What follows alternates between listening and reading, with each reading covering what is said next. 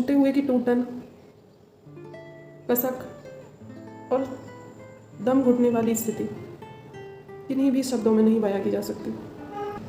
और बुझने का गम, दिए को ये फर्क नहीं पड़ता कि तेल की कमी से बुझा है कि हवाओं से। वो बुझ गया है, उसके लिए इतना पर्याप्त है। नमस्ते।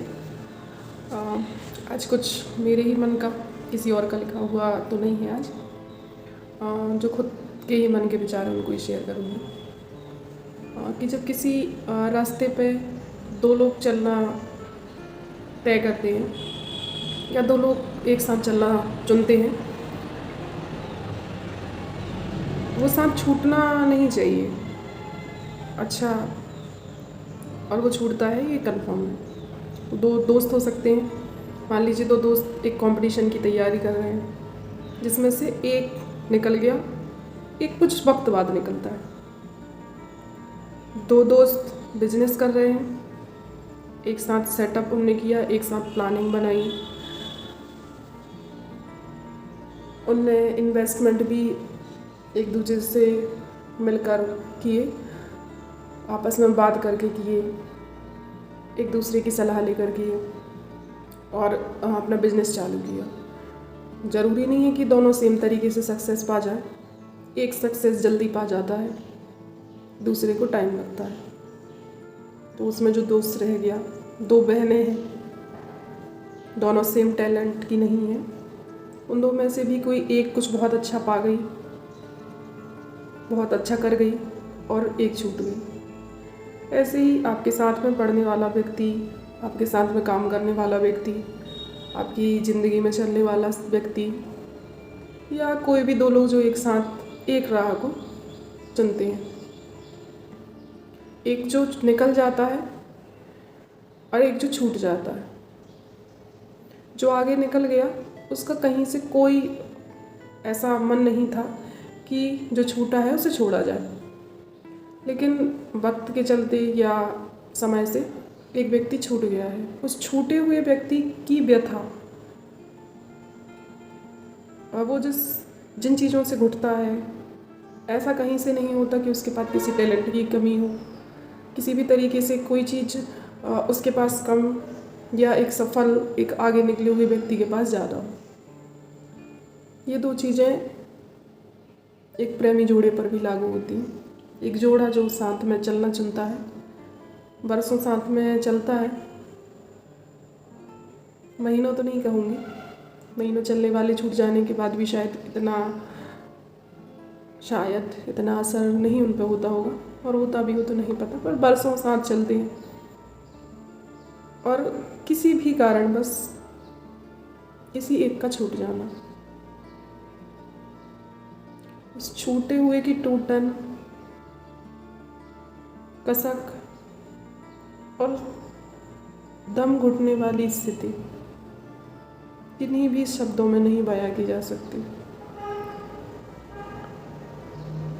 बहुत आप किसी ऐसे करीबी व्यक्ति को जानेंगे जो व्यक्ति अपना मन आपके सामने खोल पाता है, वो आपको बताएगा या आप महसूस करेंगे।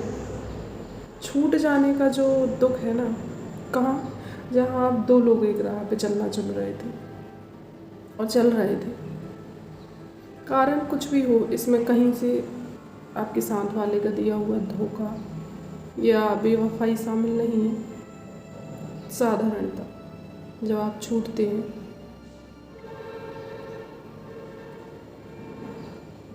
वो खालीपन नहीं भरा आता कभी। उसमें तमाम तरीके की टीस शामिल होती है, तमाम तरीके की तनाव, कुंठा और ना जाने क्या क्या।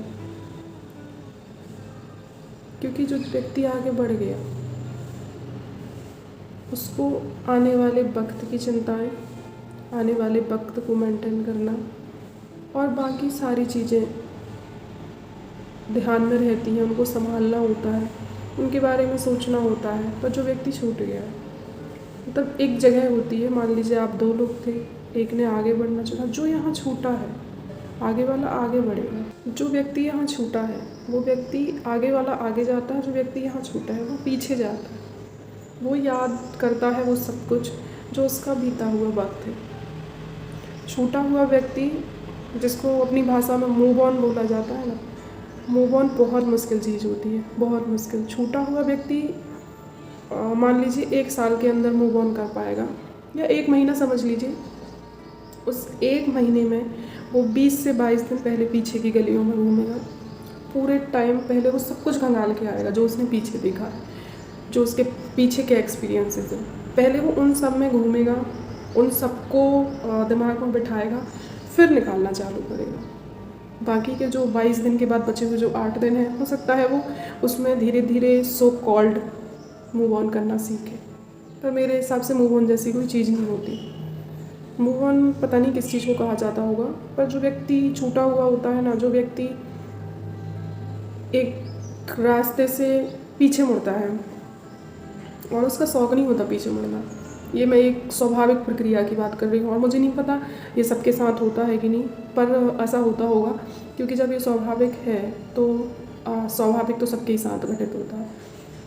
तो वो जब वो पीछे घूमता है, वहाँ से सब कुछ इकट्ठा करता है और उस सबको संजोने के बाद उस पर दुखी होता है, या दुख होने के जो भी जितने भी तरीके की चीज़ें हैं उनको कहने की ज़रूरत नहीं है, जो भी होता है उस सब से गुजरने के बाद एक वक्त के बाद उन सब जो चीज़ें उसने इकट्ठी की हैं उनमें से सब कुछ इकट्ठे में से फिर धीरे धीरे चीज़ों को रिलीज़ करता है और फिर आगे बढ़ता है।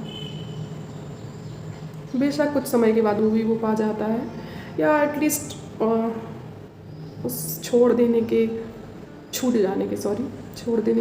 जाने के गम से थोड़ा बहुत उभरता है, धीरे धीरे उभरता है, पर उसको वक्त लगता है। तो हमेशा मैंने एक चीज़ पढ़ी थी कि तेल की कमी से भी बुझ जाते हैं कभी कभी दिए। हमेशा दोष हवाओं का नहीं होता। तो हमेशा ना तो दोष हवाओं का होता है और ना तेल की कमी का। कभी कभार हो सकता है दोनों चीज़ें कम पड़ गई हों। कभी हो सकता है तेल की कमी से बुझा हो दिया, कभी हो सकता है कि हवाओं की वजह से, पर दिया तो बुझता है। और बुझने का गम, दिए को ये फ़र्क नहीं पड़ता कि तेल की कमी से बुझा है कि हवाओं से। वो बुझ गया है, उसके लिए इतना पर्याप्त है।